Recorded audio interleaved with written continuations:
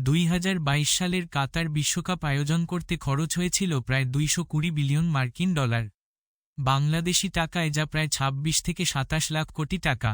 অন্যদিকে 2026 সালের বিশ্বকাপ আয়োজন করতে যুক্তরাষ্ট্র, কানাডা ও মেক্সিকোর নতুন অবকাঠামো ও আয়োজনে খরচ ধরা হচ্ছে মাত্র 5 থেকে 10 বিলিয়ন মার্কিন ডলার, অর্থাৎ প্রায় 60,000 কোটি থেকে 1,20,000 কোটি টাকা।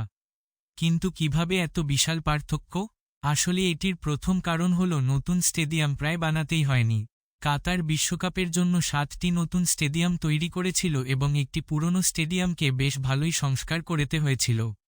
অন্যদিকে যুক্তরাষ্ট্রের কাছে আগে থেকেই NFL এর বিশাল আধুনিক স্টেডিয়াম ছিল, তাই শুধু ফিফা এর নিয়ম অনুযায়ী কিছুটা পরিবর্তন করে নিলেই তা উপযুক্ত হয়েছে ম্যাচের জন্য। দ্বিতীয় কারণটি হল যুক্তরাষ্ট্রে আগে থেকেই সব অবকাঠামো ছিল, যেমন কাতারকে নতুন মেট্রো, রাস্তা, বিমানবন্দর, হোটেল সহ অসংখ্য প্রকল্পে বিনিয়োগ করতে হয়েছিল। কিন্তু যুক্তরাষ্ট্রের এসব অবকাঠামো বহু বছর ধরেই তৈরি, তাই নতুন করে শত শত বিলিয়ন ডলার খরচ করতে হয়নি। তৃতীয় কারণ হল 3 দেশ মিলে আয়োজন করা হয়েছে এবারের বিশ্বকাপটি। 2026 সালের বিশ্বকাপ আয়োজন করছে যুক্তরাষ্ট্র, কানাডা ও মেক্সিকো।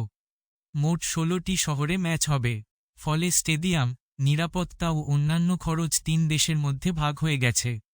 চতুর্থ কারণটি হল কাতারের 220 বিলিয়ন ডলারের সবটাই শুধু বিশ্বকাপের খরচ ছিল না।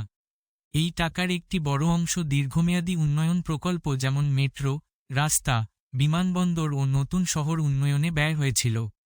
অন্যদিকে 2026 বিশ্বকাপে এমন বিশাল নির্মাণ প্রকল্প নেই, তাই বলা যায় আমেরিকা বিশ্বের ইতিহাসে সবচেয়ে সাশ্রয়ী বিশ্বকাপগুলোর একটি আয়োজন করছে।